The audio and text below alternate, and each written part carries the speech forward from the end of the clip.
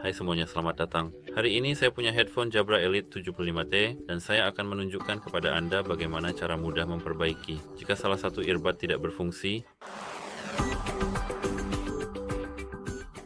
pertama-tama periksa apakah ada sedikit debu di sini dan di sini, dan setelah itu Anda harus dengan hati-hati membersihkan bagian logam.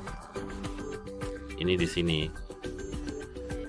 Setelah itu Anda harus memastikan bahwa kedua headphone Anda sedang diisi daya. Jika sudah, Anda hanya perlu melakukan reset keras sekarang. Untuk melakukan reset keras, Anda cukup menekan tombol ini di sini selama minimal 10 detik. Jika Anda sudah melakukannya, itu bagus karena sekarang headphone Anda seharusnya sudah diperbaiki. Jika tidak, Anda hanya perlu menghubungi dukungan perangkat Anda. Itu saja, semoga ini membantu. Selamat tinggal.